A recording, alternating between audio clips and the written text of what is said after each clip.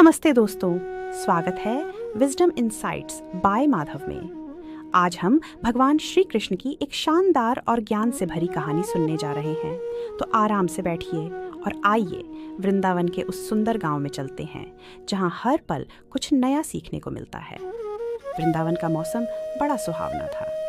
गांव के लोग बरगद के बड़े पेड़ के नीचे इकट्ठा हुए थे और वहीं श्री कृष्ण अपनी बांसुरी से ऐसी धुन बजा रहे थे जो सबके मन को शांति देती थी। उनके दोस्त और गांव वाले अक्सर उनसे जीवन के सवाल पूछने आते थे। उसी समय एक ब्राह्मण वहां पहुंचे। उनके चेहरे पर जिज्ञासा थी और मन में बहुत से सवाल।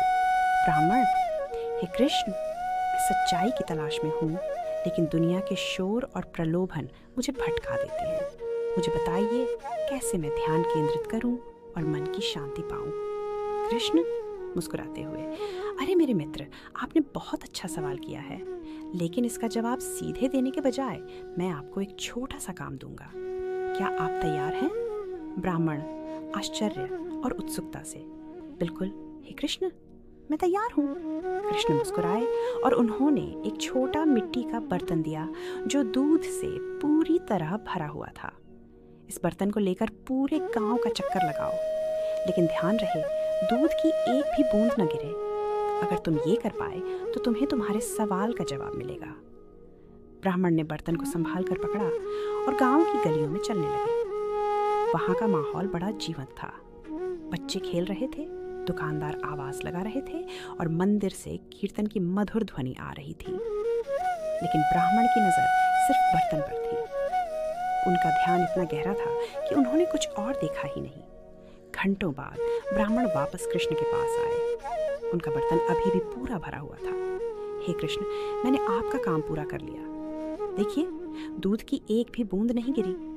कृष्ण मुस्कुराते हुए: बहुत अच्छा, लेकिन बताओ, क्या तुमने रास्ते में बच्चों को खेलते हुए देखा? क्या तुमने गांव की सुंदरता और मंदिर की मधुर धुन का आनंद लिया? नहीं हे कृष्ण, मैं बर्तन पर इतना ध्यान दे रहा था कि मैंने कुछ और नहीं देखा। कृष्ण ने हल्के से सिर हिलाया और उनकी मुस्कान में गहरा ज्ञान झलक रहा था।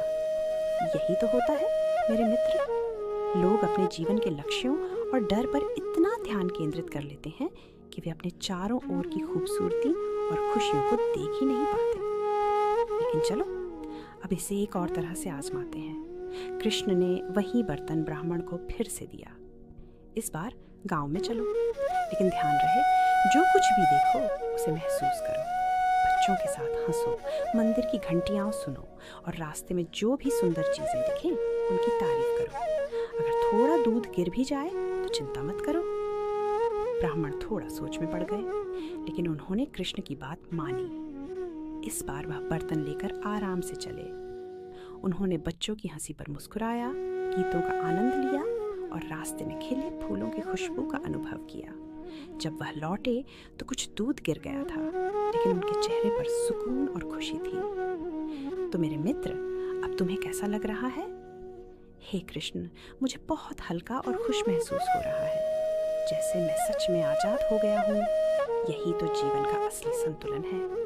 जरूरी है कि तुम अपनी जिम्मेदारियों और लक्ष्यों पर ध्यान दो, लेकिन रास्ते की खूबसूरती और खुशी को महसूस करना न भूलो। असली ज्ञान इसी संतुलन को समझने में है। कृष्ण के ये शब्द वहां खड़े सभी गांव वालों के दिलों में बस गए और ये बातें आज भी हमारे लिए उतनी ही प्रासंगिक हैं। याद रखो, जीवन इस दूध के बर्तन की तरह है। इसे ध्यान से संभालो, लेकिन इसे गिरने के डर से जीवन के संगीत और खुशियों का आनंद लेना मत छोड़ो। यही असली संतुलन है। तो दोस्तों, इस कहानी से आपने क्या सीखा? अपने विचार हमें कमेंट में ज़रूर बताइए।